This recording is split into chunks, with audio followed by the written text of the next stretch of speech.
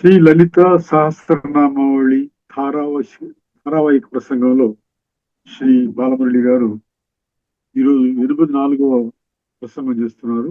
శ్రీ బాలమురళి గారికి స్వాగతం.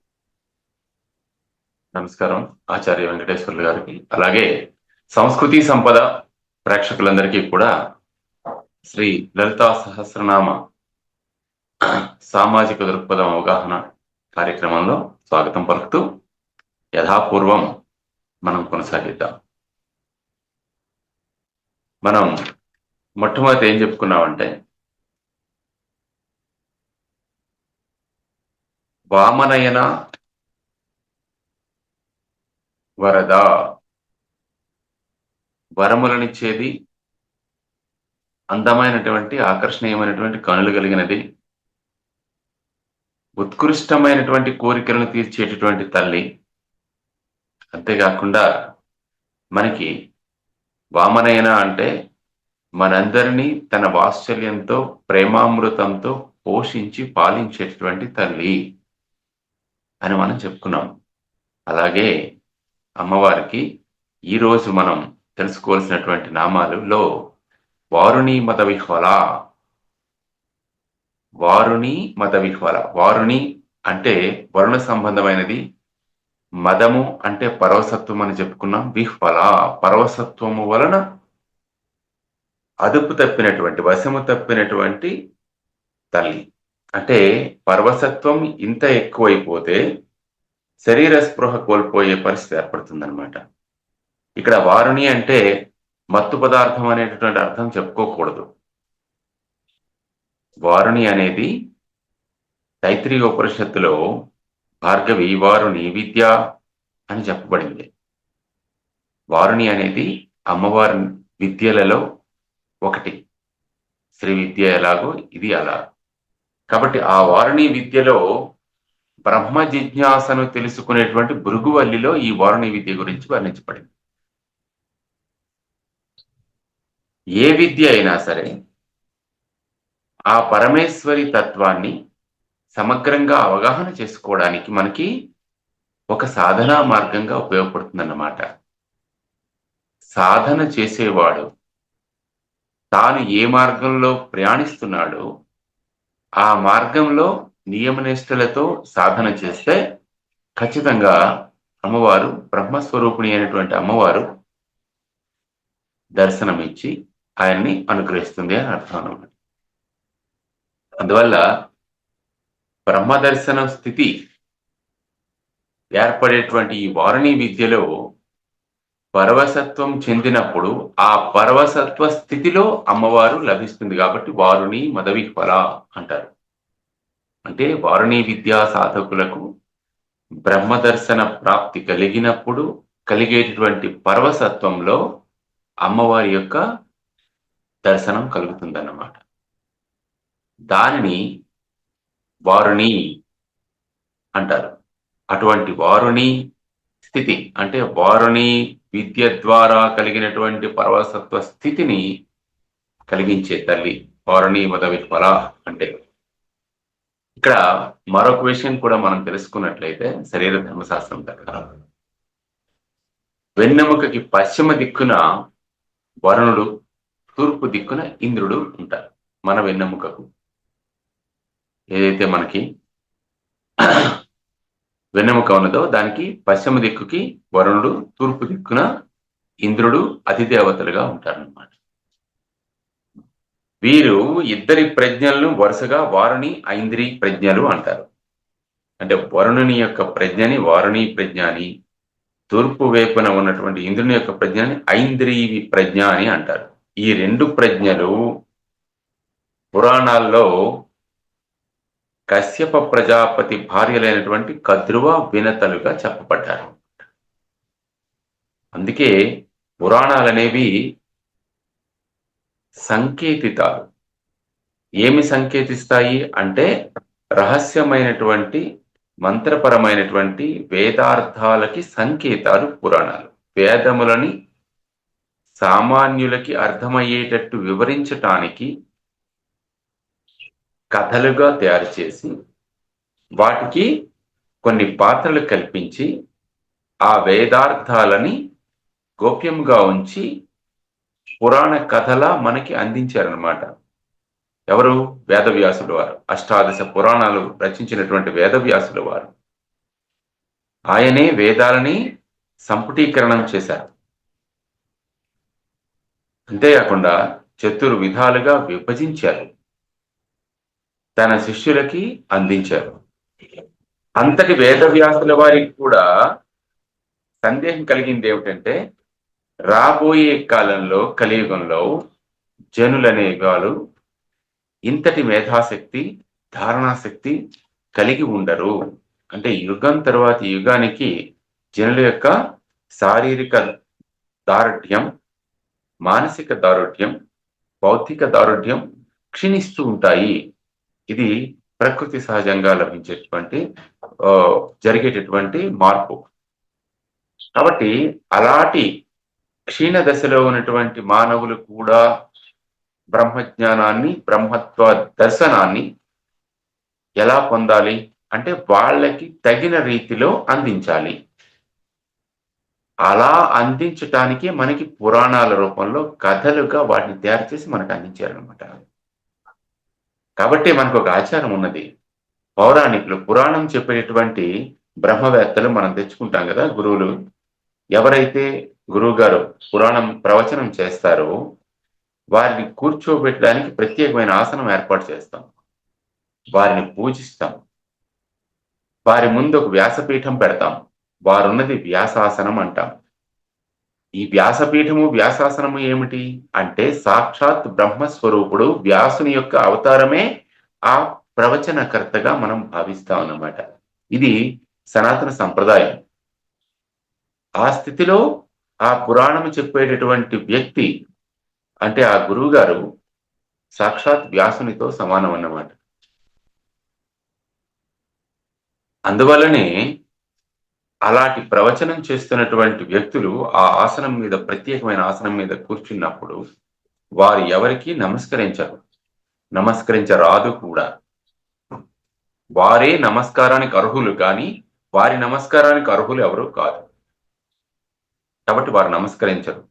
ఆయనకి గర్వం ఎక్కువైపోయింది, నేను వచ్చిన నా ఇంత అధికారం, నన్ను చూసి నమస్కరించలేదు అని అనుకుంటారు. మన అజ్ఞానం ఇదన్నమాట. వ్యాస ప్రణాళిక, వ్యాస మహర్షి వేసినటువంటి ప్రణాళికలో మనకి పురాణాల్లో చెప్పబడినటువంటి కశ్యప ప్రజాపతి భార్య అయినటువంటి కద్రువ వినతలు ఈ ఐంద్రి, వారుణి ప్రజ్ఞలకి సంకేతాలన్నమాట. ఇది మనం దీని ద్వారా తెలుసుకోవాల్సినట్టు. వారుణి మత విహ్వల అంటే అర్థం ఏమిటి అంటే, మనలో పశ్చిమమున ఉన్నటువంటి, వెన్నెముకకి పశ్చిమన ఉన్నటువంటి వరుణుని యొక్క ప్రభావం ప్రజ్ఞగా, తూర్పున ఉన్నటువంటి ఇంద్రుని యొక్క ప్రభావం ప్రజ్ఞగా రెండు కలిసి సహస్రారంలో పరమేశ్వరి ప్రజ్ఞతో లయం కావడమే బ్రహ్మత్వము, బ్రహ్మైక్యము, సాయుజ్యము అని మనం అంటాం. ఈ విధంగా మనకి కామానికి, మోక్షానికి కూడా మద విహ్వల ఎందుకన్నారంటే, మదము అంటే పరవసత్వము అని చెప్పుకున్నాం ముందు నుంచి. అదే అర్థం జ్ఞాపకం ఉంచుకోవాలి. మనం చెప్పుకునేటువంటి ఒళ్ళు తెలియనితనం లేదా పొగరమోత్తనం అనేటువంటి అర్థాల్లో చెప్పుకోకూడదు దాన్ని. కాబట్టి కామానికి కూడా పరవసత్వమే అనుభవానికి వస్తుంది, మోక్షానికి కూడా పరవసత్వమే అనుభవంలోకి వస్తుంది. కాబట్టి మోక్ష స్థితి అన్న పరవసత్వమే, కామము తీరేటప్పుడు వచ్చేటటువంటి అనుభవం ఆనందమైనా సరే పరవసత్వం కిందకే వస్తుంది. కాబట్టి దాంపత్యంలో తండ్రి కాబోతున్నటువంటి వానికి కలిగేటువంటి పరవసత్వము కూడా ఇటువంటిదే అని మనం అర్థం చేసుకోవాలి. మోక్షంలో వ్యక్తిగత ప్రజ్ఞ ఏమవుతుంది? విశ్వాత్మ ప్రజ్ఞలో లయం అవుతుంది. దాన్నే ప్రళయము అంటారు.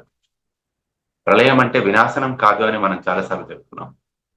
ప్రళయము అంటే వినాశనము కాదు, విశిష్టమైనటువంటి లయము, కలయిక. ఏది కలయిక? జీవాత్మ పరమాత్మలో కలిసేటువంటి కలయికని ప్రళయము, ప్రకృష్టమైనటువంటి లయము, అన్నిటికన్నా ఉత్కృష్టమైనటువంటి కలయిక, అది ఉత్తమమైనటువంటి కలయిక. కాబట్టి దాన్ని ఏమంటారు? పరమసత్వానికి, బ్రహ్మ సాయుధ్యానికి మూలమైనటువంటి స్థానం. కాబట్టి ఈ పరమసత్వ లక్షణం అప్పుడు కూడా ఉంటుంది. అయితే భౌతికమైనటువంటి పరమసత్వ లక్షణం తాత్కాలికమైతే, ఇది మానసికమైనటువంటి పరమసత్వ లక్షణం కనుక జీవాత్మకి పరమాత్మకి సంబంధించినది కనుక ఇది శాశ్వతము. కాబట్టి మోక్షము శాశ్వతమైనది. శాశ్వతమైన మోక్షాన్ని ప్రసాదించమని మనం పరమేశ్వరుణ్ణి వేడుకోవడంలో ఉన్న ఉద్దేశం ఏమిటి అంటే, శాశ్వతానందం అనేది మనకి లభించడం అనేది సాధనా మార్గంలో తురియ అవస్థ. ఎందుకంటే ఆ తురియ అవస్థలో మనం అనుగ్రహించేది ఆ జగన్మాత శ్రీ లలితాంబికాదేవి అన్నమాట. ఆవిడే విశ్వమాత అన్నమాట. యోగాభ్యాసంలో మనం కానీ తీసుకున్నట్లయితే మూలాధార చక్రం నుంచి ఏదైతే పైకి వెళ్ళినటువంటి కుండలిని శక్తి బ్రహ్మరంధ్రం నుండి అమృతత్వాన్ని స్రవించి సమస్త నాడీ మండలాన్ని తడుపుతుంది అని మనం చెప్పుకున్నాం. అందుకే మనం సుధాధారాభివర్షిణి అని అమ్మవారికి చెప్పుకుంటాం. ఆ సుధాధారలు అనేవి కుండలిని ప్రజ్ఞ సహస్రార చక్రంలో ఉన్నటువంటి శివ ప్రజ్ఞతో కలిసినప్పుడు శివశక్తుల యొక్క కలయిక అనేది జరిగి మనకి కొండనాలిక వద్ద నుంచి అమృత ధారలు ప్రవహిస్తాయి, అమృత బిందువులు కురుస్తాయి. ఇది సాధన చేసే వారికి అనుభవైక వైద్యం. మనలాంటి వారికి విని విశ్వసించటమే. తెలుసుకోవాలనుకుంటే మనము సాధన చేయాలి. నాకు ప్రూఫ్ చూపించు అంటే కుదరదు. ఎందుకంటే ఇది మానసికమైనటువంటి స్థాయి భేదం. మన మానసికంగా మనం ఆ స్థాయికి చేరుకున్నామా అంటే మనకు తెలుస్తుంది. చేరుకోకపోతే మనకి అనుభవంలోకి రాదన్నమాట. కాబట్టి సాధన చేసేటటువంటి వారికి అనుభవైక వైద్యమైనటువంటి స్థాయి ఇది. కాబట్టి శంకరాచార్యుల వారు కూడా సౌందర్యలహరిలో సుధాధారాసారై రసాంనాయ మహసహ అనే శ్లోకంలో 4వ శ్లోకంలో ఈ విషయాన్ని వివరించారన్నమాట. అక్కడ కలిగే అనుభూతి పరవసత్వం. ఈ స్థితిలో బ్రహ్మ జ్ఞానము, బాహ్య జ్ఞానము ఉండదు, బ్రహ్మ జ్ఞానమే ఉంటుంది. అంటే శరీరం మీద, పరిసరాల మీద ఎటువంటి స్పృహ సాధకునికి ఉండదన్నమాట. దీన్నే ఏమంటారంటే ప్రవృత్తి రహిత స్థితి అంటారు. అంటే మన ప్రవృత్తులన్నీ కూడా, మన ఆలోచన విధానాలు, మన బౌద్ధికమైనటువంటి లక్షణాలన్నీ కూడా లయం అయిపోతాయి. అవి మరి ఉండవు, వాటికి ఉనికి ఉండదు. ఇంకా మానసికమైనటువంటి ఒకే ఒక్క లక్ష్యం ఉంటుంది, ఏమిటంటే పరబ్రహ్మ యొక్క సాయుధ్యము. అదే పరవశత్వము. అంటే సంపూర్ణంగా పరవశమైపోయావన్నమాట. ఇతరుల యొక్క వశమైపోయావు. ఇతరుల యొక్క వశమైపోలేదు, బ్రహ్మ పదార్థం యొక్క వశమయ్యావు. అంటే జీవాత్మ పరమాత్మ యొక్క వశమైంది అని మనం తెలుసుకోవాలన్నమాట. ఇది వారుణి మదవిహ్వల స్థితి, ప్రవృత్తి రహిత స్థితి. ఆ స్థితిలో అమ్మవారు పరవశత్వంతో ఉంటుందన్నమాట, పరవశిస్తూ ఉంటుంది. అది అమ్మవారి యొక్క దర్శనం. కాబట్టి శరీరంలో పైకి కిందకి సంచరించే వాయు సంచార నాడిని వారుణి అంటారు. కాబట్టి ఈ వారుణిని నియంత్రణ చేస్తే ఈ పరవశత్వ స్థితిని పొందొచ్చు అని మనకి గురువులు చెప్తారు. కాబట్టి ఈ స్థితిలో ఉన్నటువంటి అమ్మవారిని వారుణి మదవిహ్వల అని అంటారు. అంటే మోక్షానందము ద్వారా కలిగేటువంటి పరవశత్వ లక్షణం కలిగినది. మోక్షానందము వలన పరవశత్వం కలుగుతుంది. ఆనందం ఎక్కువైతే పరవశత్వం కలుగుతుంది. అదన్నమాట వారుణి మదవిహ్వల అంటే అర్థం. ఆ పరవశత్వ స్థితి అమ్మవారు. వారుణి మదవిహ్వలాయే నమః అని మనం అమ్మవారిని ధ్యానించాలి. అప్పుడు ఆ పరవశత్వం ఏమిటో మనకి తెలుస్తుంది. అనుభవించవలసినటువంటి విషయం ఇది. అంతేగాని తెలుసుకున్నాం, మనకి పూర్తిగా దీనికి ఆధారాలు ఏమిటి, నిరూపణ ఏమిటి అంటే ఇది సాధ్యం కాదు, పట్టుబడే విషయం కాదని. అలాగే ఇటువంటి అమ్మవారు ఎక్కడ ఉంటుంది, ఎంతకాలం శ్రమించాలి, ఎంత సాధన చేయాలి అంటే ఈ విశ్వాన్ని దాటి వెళ్ళగలిగినంత. ఎందుకంటే ఆమె విశ్వాధిక, ఈ విశ్వానికి పైన ఉన్నటువంటిది. పురుష సూక్తంలో మనకి పాదోవస్య విశ్వాభూతాని అని మనం చెప్పుకుంటాం. పాదో అస్య విశ్వాభూతాని, విశ్వం మూల పురుషుడు ఎవరు, విరాట్ పురుషుడు ఎవరైతే ఉన్నారో ఈ విశ్వం యొక్క మొత్తం అంతా కూడా అతనికి ఒక పాదం. ఇక్కడ మనం అమ్మవారి రూపంలో చెప్పుకున్నట్లయితే ఎందుకు చెప్పుకోవాలి, ఎందుకంటే ఆ విరాట్ పురుషుడు ఒకరు కాదు, అర్ధనారీశ్వరుడు. అమ్మవారికి అయ్యవారికి అభేదము కనుక, శివాశివులకు అభేదము కనుక ఆయన ఒక పాదమైనప్పుడు, ఆయనలో ఒక పాదం విశ్వమైనప్పుడు ఆమెలో ఒక పాదం విశ్వం అవుతుంది కదా. ఇక్కడ ఒక లాజిక్ మనం గమనించాలి. కాబట్టి ఈ మొత్తం విశ్వాంతరాళమంతా కూడా అమ్మవారిలో ఒక భాగం, ఒక పాదం. 4 వంతుల్లో ఒక వంతు, మిగతా 3 వంతులు మన ఊహకందనిది. కాబట్టి అమ్మవారు అంతటి విరాట్ స్వరూపురాలన్నమాట. ఎందుకంటే విరాట్ పురుషుని యొక్క పత్ని కాబట్టి విరాట్ స్వరూపురాలు. అందువల్ల అసలు అమ్మవారైతే విశ్వం ఆమెలో 4వ వంతు అని మనం గమనించాలి. మనకు కనిపిస్తున్నటువంటి విశ్వం ఎంత, చాలా తక్కువ. అసలు మన శక్తి ఎంత, అది కూడా చాలా తక్కువ కదా.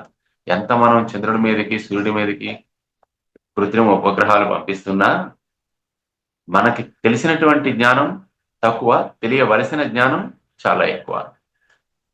కానీ మన సనాతన ధర్మంలో ఋషులు ఇప్పుడున్నటువంటి శాస్త్రవేత్తలు కూడా దర్శించలేనంతటి పైకి దర్శించి ఇటువంటి సౌరమండలాలు 8 ఉన్నాయని వేదాల్లో వర్ణించారు. మనకి ఒక సౌరమండలమే మనకు తెలుసు. కాబట్టి 2వ సౌరమండలం అంత దూరంలో ఉంది అని మనం చెప్తాం, కొన్ని వేల కాంతి సంవత్సరాల దూరంలో. మరి అవి రెండే మనకు అర్థం కానప్పుడు 8 ఎక్కడ అర్థమవుతాయి? కాబట్టి వేద విజ్ఞానాన్ని మనకి అందించినటువంటి ఋషులు చేసినటువంటిది మహత్తరమైన సాధన, అనితర సాధ్యమైన సాధన. మనలాంటి వాళ్ళకి ఊహకి కూడా అందనంతటి విశిష్టమైనటువంటి సాధన. ఊహించలేము ఏం చేశారనేది, ఎందుకంటే మన శక్తి ఆలోచన పరిధి అంత తక్కువ. అందువలన విశ్వాధిక అంటే విశ్వమును కూడా మించినది అమ్మవారు. అటువంటి అమ్మవారిని పట్టుకోవాలి అంటే మన సాధన ఎంత గొప్పగా ఉండాలి, ఎంత ఏకాగ్రత ఉండాలి, ఎంత నియమ నిష్టలతో ఉండాలి. యమము నియమము 2 ఉండాలి. అలా ఉన్నప్పుడు ఆ పరమేశ్వరి తత్వాన్ని మనం గ్రహించగలుగుతాం, అర్థం చేసుకోగలుగుతాం అన్నమాట. కాబట్టి విశ్వం కంటే అధికురాలైనటువంటి అమ్మ ఎలా మనకి తెలుస్తుంది, ఇది ప్రశ్న. ఆమెను మనం తెలుసుకునేది ఎలా అంటే వేదవేద్య అనే అమ్మవారికి మరో నామం ఉంది. అంటే వేదముల ద్వారా తెలియదగినటువంటిది. కాబట్టి వేద విద్యని సంపూర్ణంగా అవగాహన చేసుకుంటే గాని అమ్మవారు తెలియదు. అమ్మవారిని గురించి తెలుసుకోవాలంటే వేదాలే ప్రామాణికాలు కాబట్టి ఆవిడ జ్ఞాన స్వరూపిణి, వేద జ్ఞాన స్వరూపిణి, వేద వేద్య అంటారు అందుకే. కాబట్టి వేదాలు జ్ఞాన ప్రభూతిగారు కాబట్టి వేదాల ద్వారానే అమ్మవారిని తెలుసుకోవాలి. అందుకే వేదైశ్చ సర్వైరహమేవ వైద్య అంటారు. వేదైశ్చ సర్వైరహమేవ వేద్య అంటే వేదముల ద్వారానే నేనే వేదము, వేదము యొక్క సారము నేనే. వేద జ్ఞానం ఏదైతే ఉందో, వేద విజ్ఞానం ఏదైతే ఉందో ఆ వేద విజ్ఞానమే నేను అని అమ్మవారు ప్రకటిస్తోంది ఇక్కడ.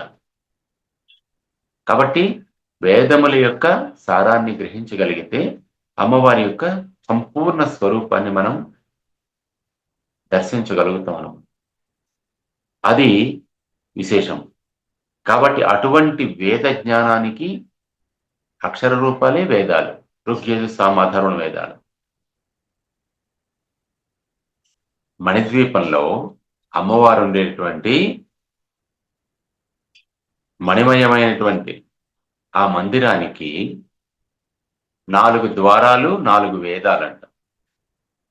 ఎలాగా చింతామణి గృహం అంటాం కదా, చింతామణి గృహాంతస్థ, చింతామణి మణులతో కట్టినటువంటి గోడలతో నిర్మించబడినటువంటి గృహం అది.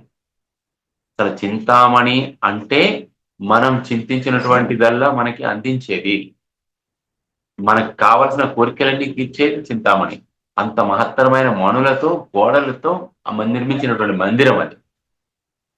కాబట్టి ఆ మందిరాన్ని దర్శిస్తేనే అన్ని కోరికలు తీరిపోతాయి.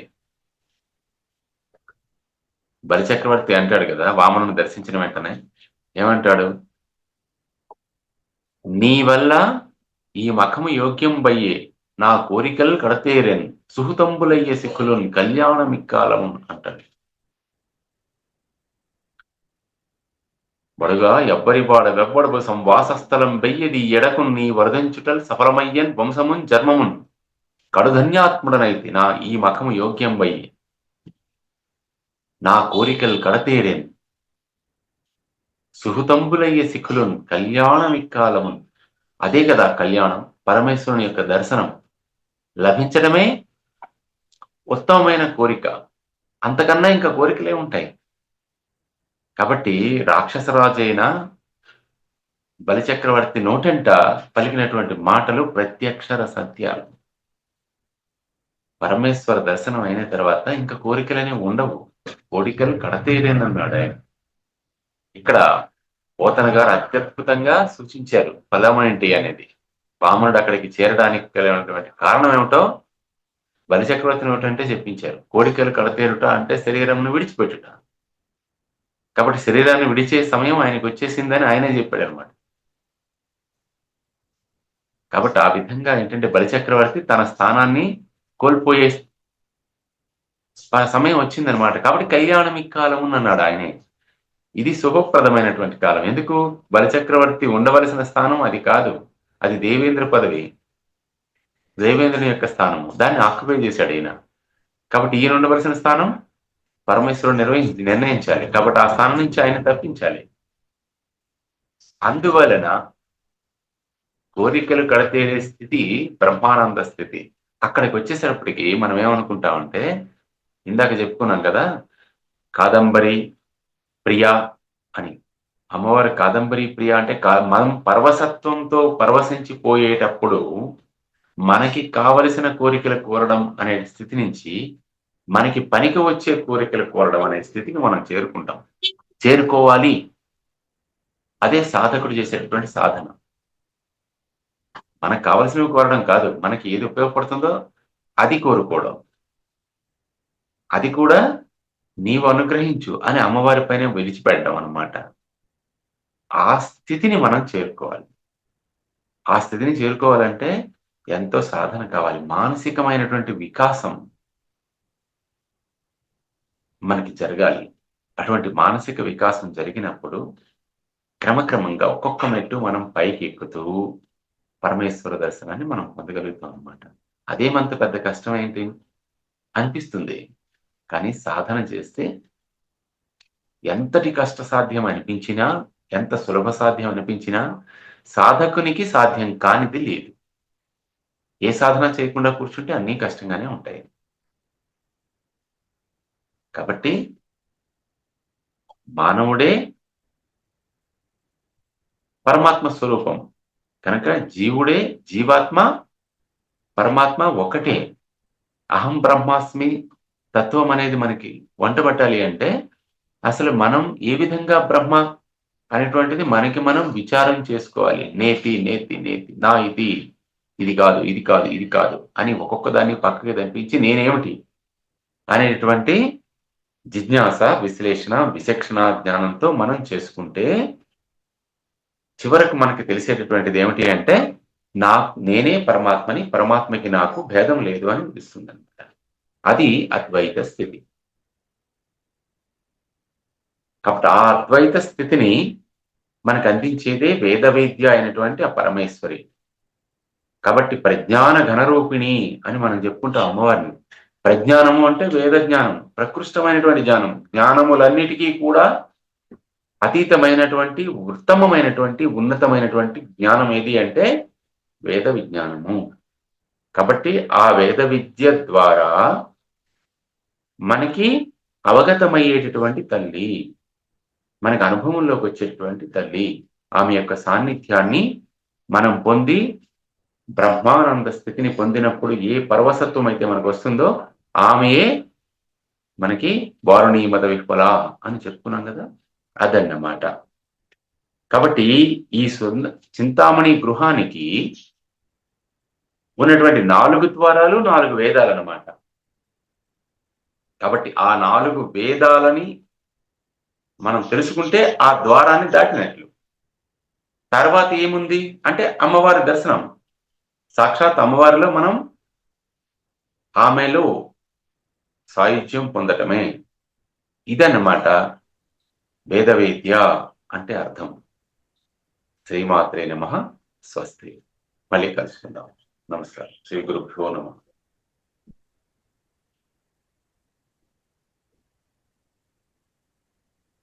శ్రీ లలిత సహస్రనామావళి సామాజిక దృక్పథం శీర్షికలో ధారావాహిక ప్రసంగం చేసిన శ్రీ బాలమురళి గారికి ధన్యవాదాలు. ధన్యవాదాలు మాస్టర్.